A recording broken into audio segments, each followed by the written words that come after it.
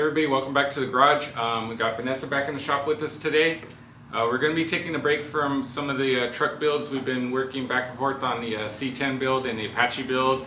Those are both great builds, but I know some of you might be like me, doing the same thing over and over again or working on the same vehicle can get monotonous, and you kind of either can lose interest in it, or you can find yourself at the end of the day surfing through OfferUp or Marketplace, end up finding yourself looking for a new project and unexpectedly.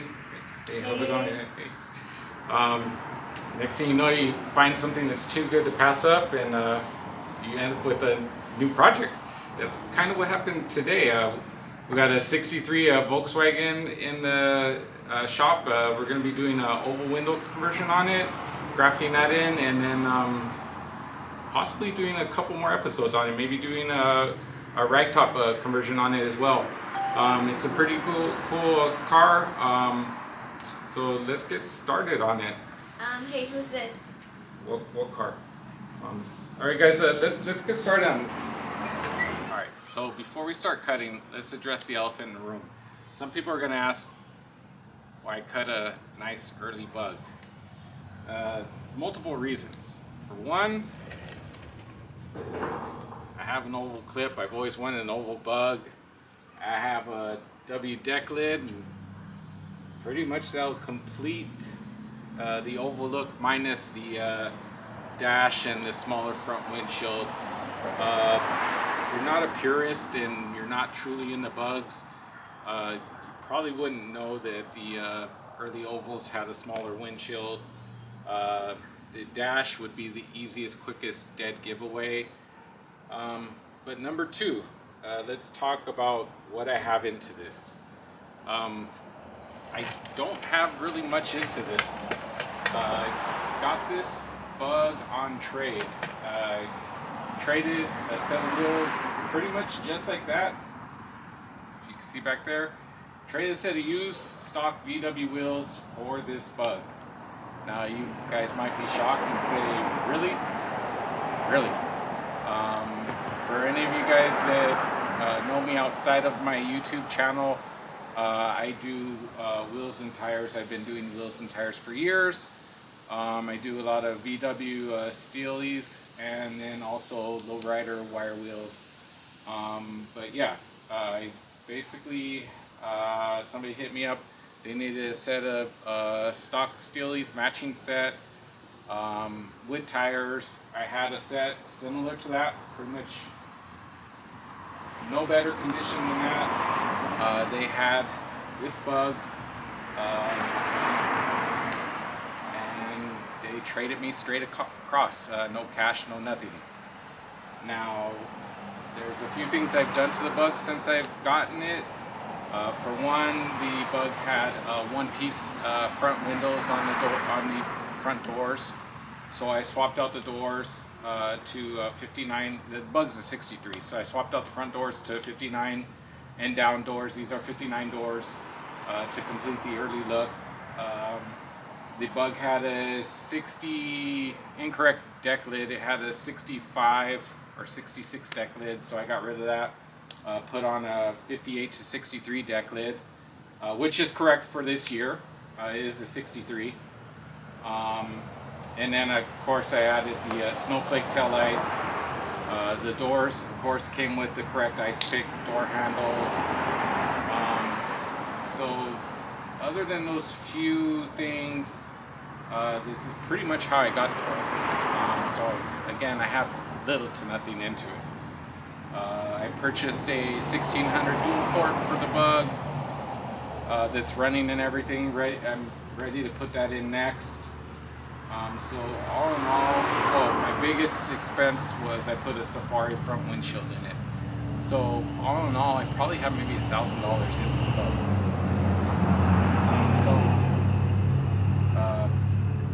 It's not really anything I'm losing by cutting it. The other thing is it's a salvage title bug. So some people are going to scream at what I'm doing, but for one, it's mine. Number two, I've always wanted an oval. I have the pieces to complete the project, and I don't have much into the bug. The other thing is my fabrication skills are really good. I did graft in the 7x4 pockets, matched the patina. Most of you guys wouldn't be able to tell that I did that. So I'm hoping to do the same thing to this and get this equally patinaed and matched. So let's get this fitted and graft it on. All right, first thing I'm going to want to do is pull off this deck lid just so I can have more access here. And then I'm going to want to finish taking apart the rear oval clip. I've already started drilling out most of the spot welds. It's almost fully disconnected. I just want to get a couple more spot welds down here. This way I could take off the outer section and then just fit it here and trace how much I'm going to cut out. This way I'm not overcutting. So let's get started by pulling off this, and then I'll actually come back to when this is actually fitted.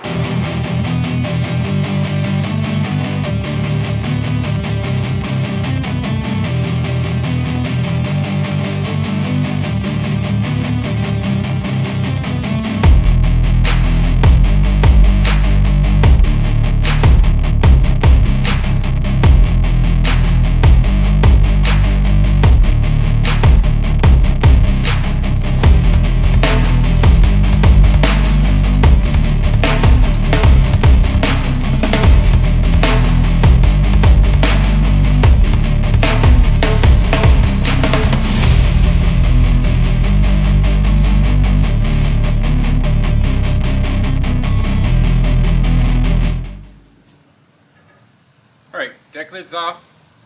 Allows you to get in here, access all this, test fit the oval clip, make your marks and everything a lot easier.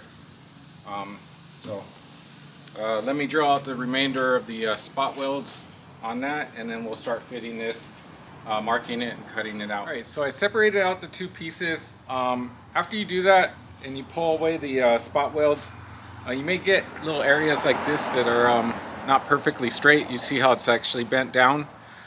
So you want to go through them, bend them straight as much as possible, clean out any deburr any of the drill mark areas. You can see basically some of these areas are actually raised from the burrs and stuff like that. This way when you're fitting everything fits flat and clean as possible. There is going to be this bottom section here that I'm going to keep and actually surface mount everything around. It's going to be basically a butt mount.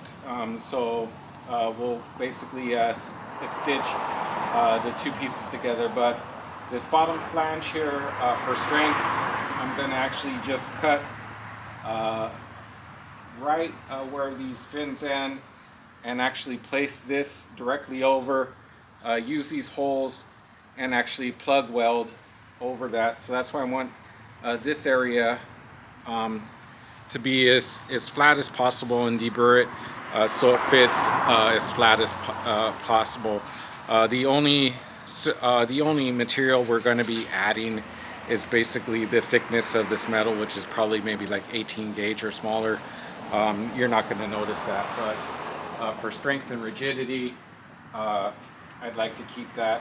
And then you don't have to worry about sealing this bottom gap fully when you're welding it. So let me go through just with hammer and dolly, straighten out this bottom lip and everything, and then we'll start to fit this and trace this to the car.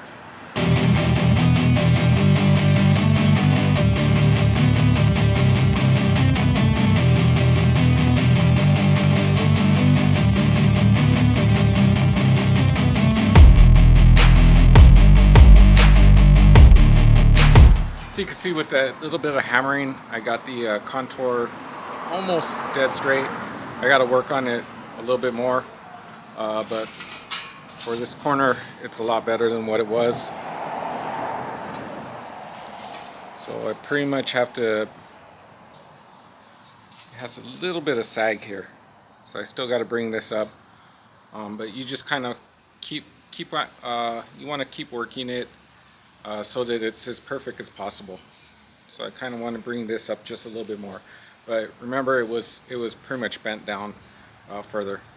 So you want to have it as ideal as possible before you first fit it to the car, and then get this flange as perfect as possible, and then we'll get it fitted onto the car. So I ended up straightening out the clip, grinding off the bottom burrs from the spot welds, and then I marked my center point. I also drilled a hole out in the center point. This way I can actually eyeball. I made reference marks on the back of the vehicle, so this way when I fit the clip up to the vehicle and I lay it on, when I'm aligning it left and right, I can actually see the center point of the roof when I'm lining it up. So we'll actually start to fit that on the vehicle, make our marks, and then actually cut it. It's another day back in the shop. Thanks to a little bit of movie magic, I got another rear oval clip prepped up for you guys. I did pretty much the same steps I did in the last few minutes, which is basically measured it, marked my center point, separated it from the back section by drilling out all the spot welds, and then cleaned up this back lip or anything that's going to rest up against the car itself. The reason I did go with a different clip is when I went to fit this one up, to me it's a little small for what I need. I can use it and then patch,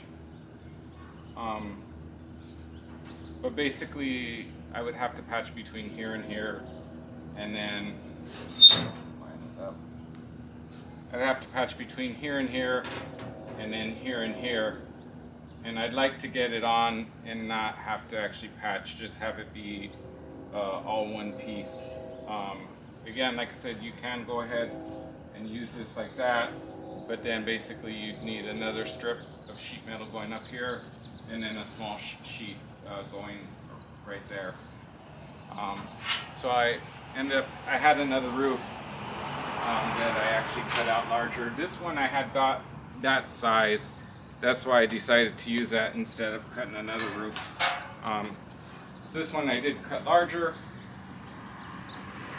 size it up, center it. Now you don't have that issue. It's centered on the marks. It overlaps the actual window opening all the way around. So then basically we could start clamping it down and or sheet metal screwing it down, and then mark the actual body where we're going to cut. And then basically you're not quilting it together, multiple pieces of metal.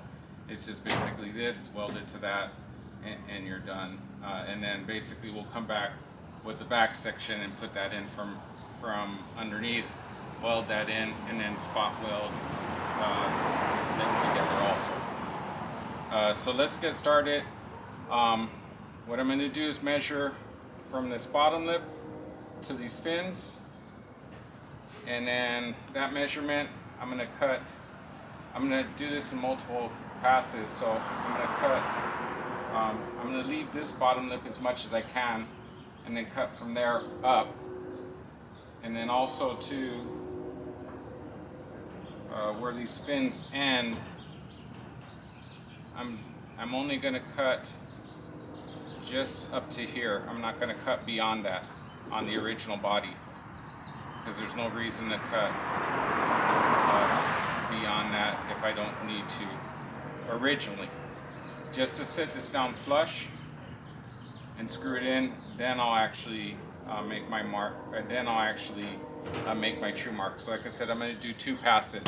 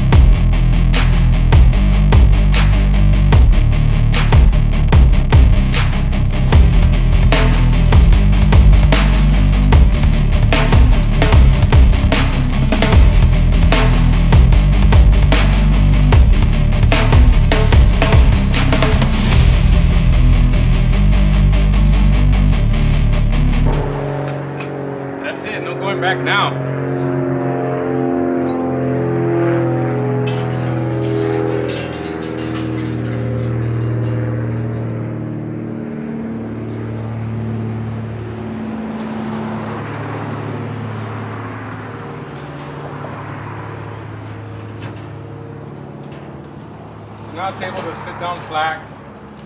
I can actually start sheet metal screwing it down, and then mark the actual cut line all the way around.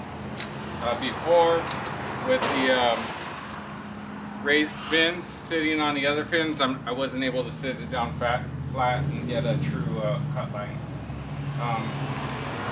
So I'm going to remark my center down here. I still have my center up there, and then I'll start sheet metal screwing it down, and then mark my cut line, and then make my actual cut. Alright, so now that we cut out the grill, and I transferred my center section down, or my center mark down, we can start fitting the oval clip. So I'll line up the my center mark and then the circle that I can see for this center mark.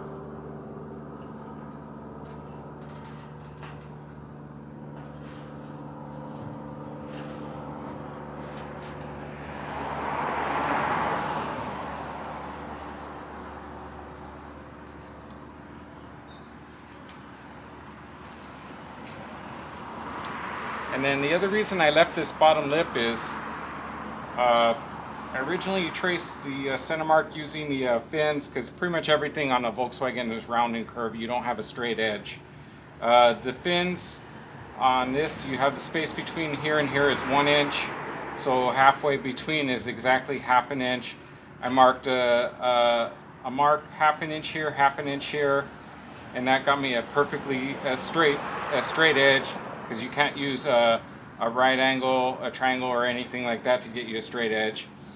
Then what I did is also use my ruler between those 2 points, stretched it across so it's a flexible ruler, and I was able to make my mark going up and down.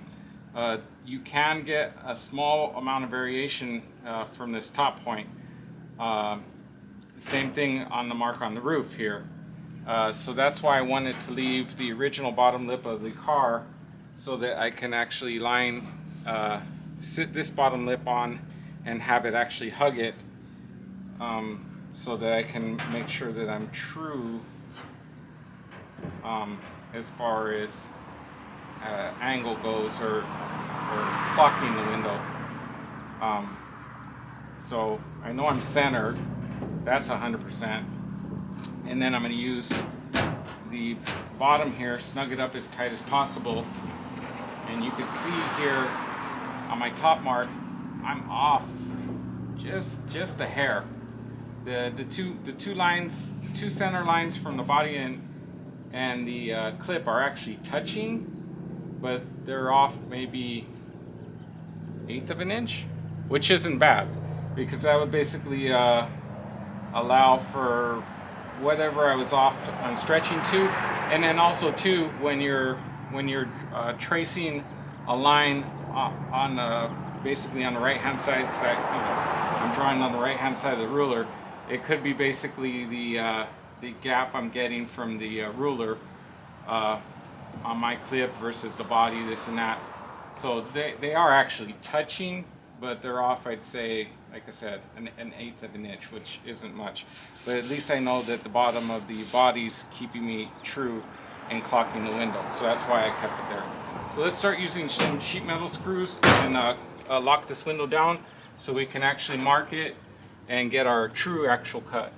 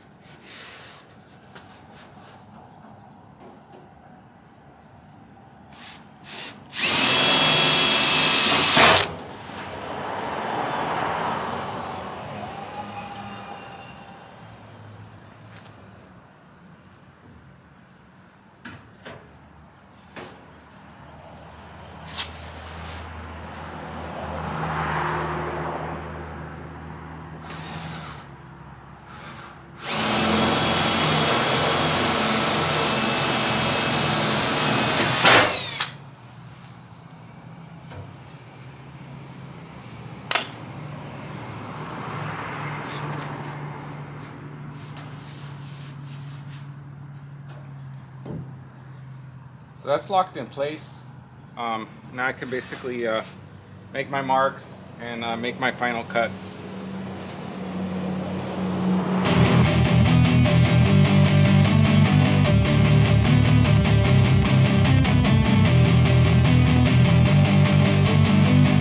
So before I remove it, I'm actually gonna use the edge of this to score the metal with my cutoff wheel, and then I'll remove it.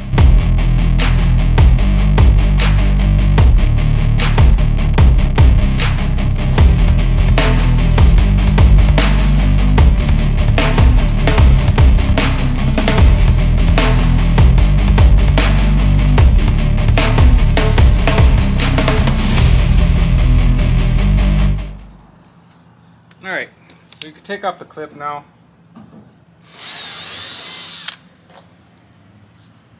And then continue to cut out the roof section.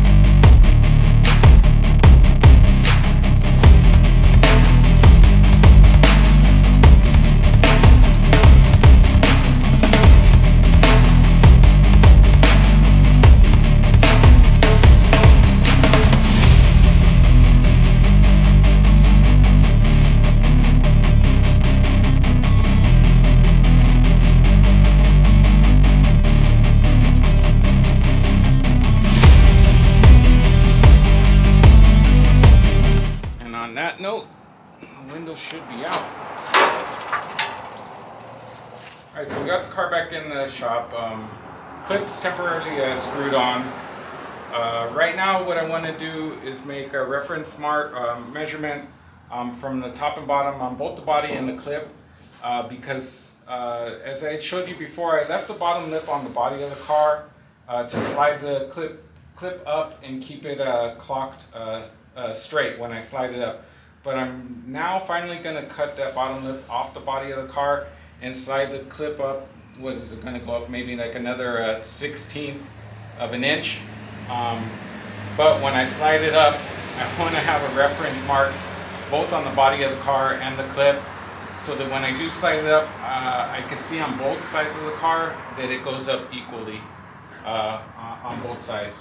And then we'll end up trimming, remarking and trimming the top, and at that point we'll start to tack it in. The reason I want to remove that bottom is just so that this bottom section here is flat, because right now, since it's sitting on the bottom lip of the body, the clip itself is pronounced from the body right here. You have a step, so that will be the final piece to fit it in and start tacking it. So I'll measure it. Vanessa will help me hold the measuring tape, because of course you have to stretch it across the body, and everything's curved on this bug, so it's good to have two hands.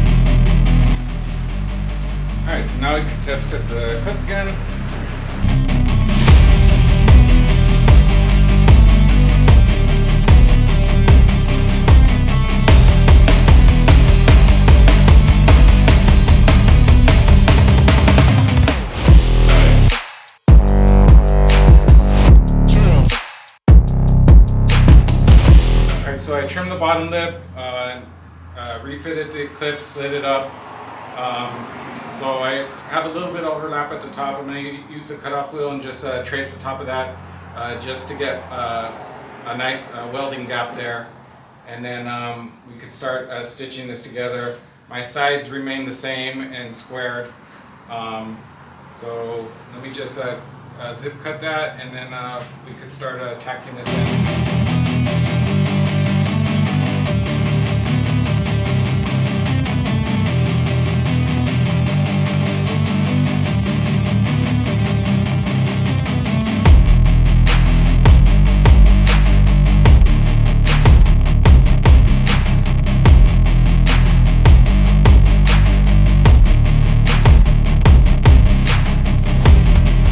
So everything's pretty much cut out.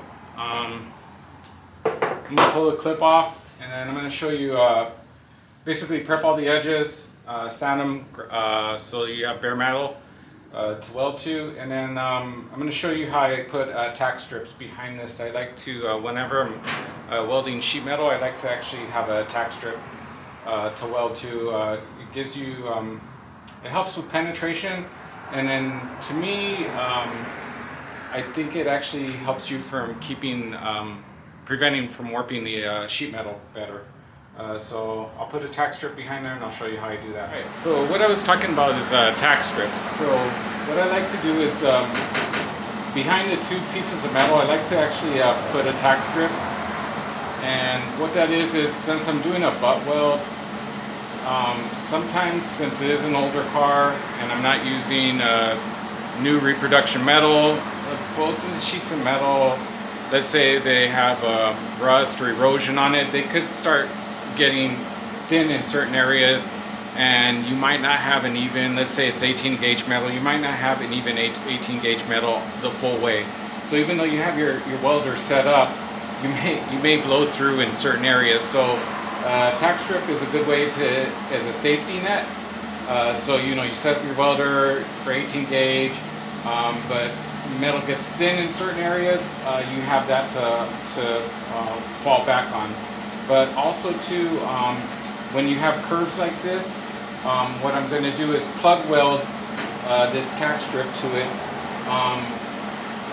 to the body, and then when I'm welding it, it's going to actually help keep the clip to follow the same curve too. So it's going to give a bit of reinforcement to the clip. This way we maintain the curve throughout. Because you can see right here, this has already kind of dropped. So when I put this and tack weld it in place, that'll bring it back up. And then when we add the clip, it'll actually bring back some of the curve in the roof. So it adds as a couple things. More reinforcement, a safety net for thinness of metal, and then also too, it also, in my opinion, prevents warping too, because you're tying two layers of metal together, so it's going to basically prevent the body from wanting to warp. So that's what I like to do. So I'm clamping these pieces together, I'm going to plug weld them, and then do this all the way around, then lay my sheet together and then tack it.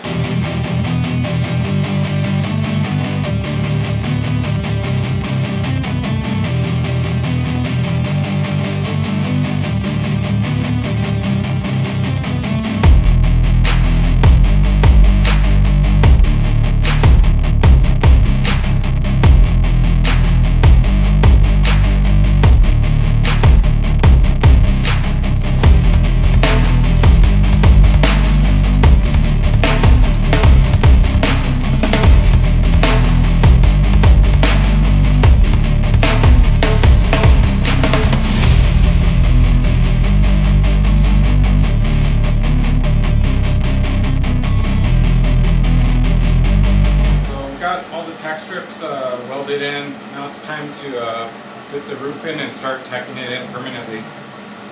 So again, it's best, it's easiest with the two hands. This way somebody can actually hold it in.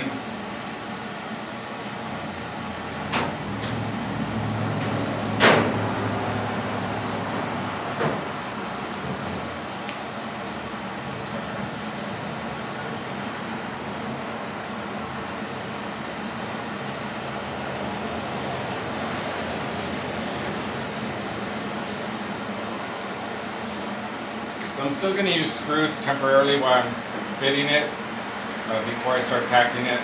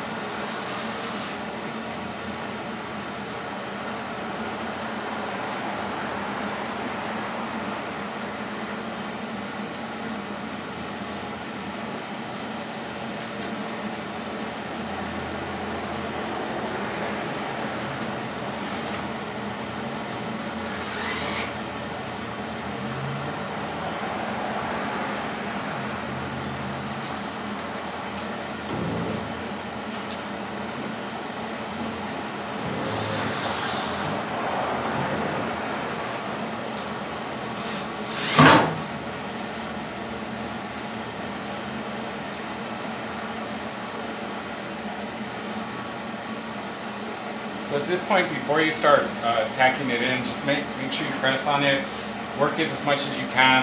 I mean, because this is pretty much going to be your final attempt at getting it exactly where you want it.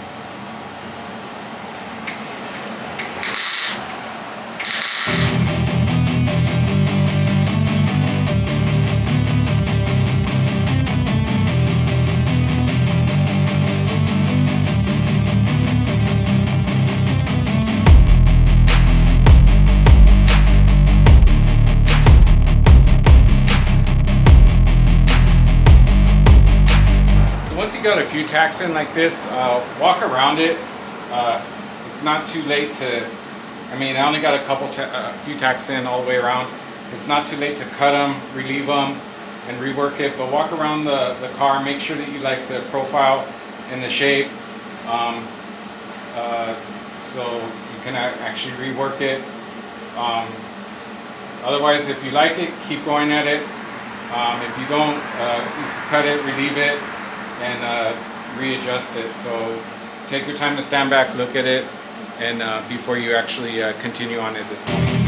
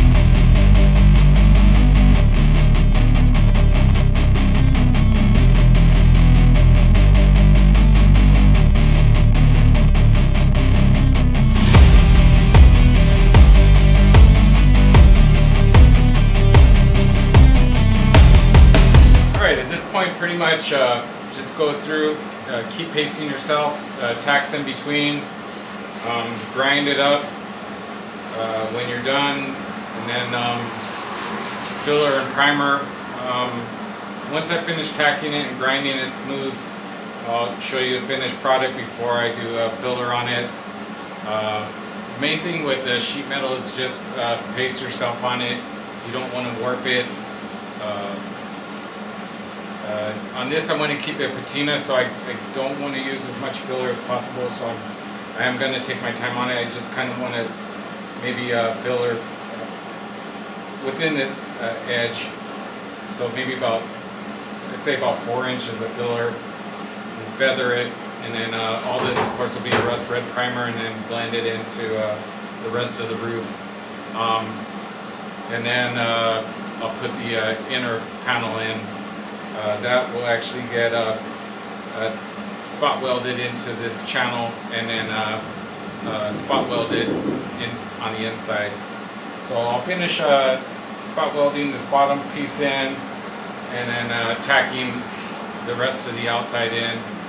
But overall, I think the fitment's good. I'm gonna double check my Decklid, make sure everything looks good. But to me, it's coming out pretty good. I put the Decklid on just to test fit it before I finish spot welding the bottom half of the clip on. And you can see basically the fitment of the Decklid against the oval clip is fine. Really good. The gap looks really nice. Overall fitment's really good. Profile and everything looks great on this. So overall I think it's turning out really good. I'll show you over here. The way it flows into the Decklid, you have a really clean, perfect flow, and then basically your gap is dead on. So I think we pretty much nailed it on this conversion. So let me finish tack welding and spot welding everything in, and then grind it, get some filler on, and blend this thing in. Alright, so I got everything welded up and grinded down. As you can see, I got a mountain full of dust here. With sheet metal, it takes a long time. Between sheet metal and framework, I'd much rather do frame and suspension work, because you could just basically go at it with your welder. Sheet metal, you really do have to take your time and not warp stuff. You still have areas that you are going to have some either warpage, whether it's from overheating it or just basically from the two panels going together. I have some areas here that I've noticed that there is a little low spot. I'm going to go over it with a hammer and dolly. But overall, I'm pretty dead straight in this area. Like I said, I have a little low spot here, and I think a little low spot here and over there. I'm going to go over that with hammer and dolly before I start hitting with filler. The rear deck, where the rear deck meets up, you've seen I test fitted the rear deck on it. It fits up beautiful. Overall, when I stand back and look at the profile of the roof looks great. I still have a mark left over on the roof, you can see from where I originally marked it, and then mark here, and you can see basically we still line up and everything actually works really good. So this graft, I say, was really a success. I still got to do the inner panel, but I'm gonna wrap it up here on this episode so the episode isn't too long. I'll cut it into 2 segments. So the next segment, I'll probably do the body work on this, filler, sand, smooth, basically all this area, start to blend it in, and then add the intersection and go from there. If I have to make a third segment to finalize the intersection, I'll do that. I just don't want the episodes to become too long. After we're done with the oval window, completely grafted in, blended in, and everything like that, I guarantee we're going to do a rag top on this. I already got the rag top for that, so we'll do the rag top conversion on this, and basically that'll complete the exterior look of the car. I have other stuff like different wheels we want to put on it, get the engine in it. It's already lowered front and back, but it's adjustable, so I want to get it laid as much as possible. So once the engine's in and everything like that, we'll adjust it where it's basically a static drop, sitting as low as possible, maybe an inch and a half off the ground at the most, lowest part of the body. Most of these bugs look best static drop and basically just hugging the ground. So with that said, I want to thank everybody for watching. Please like and subscribe down below if you haven't done so already, and check out some of our other episodes and some of our other builds, and for sure, stay tuned for the next episode on this one, to finish up this oval rag, and then the following one after that for the rag top install. Especially if you like VWs, this is going to be a sick build. So again, thank you guys. See you on the next one.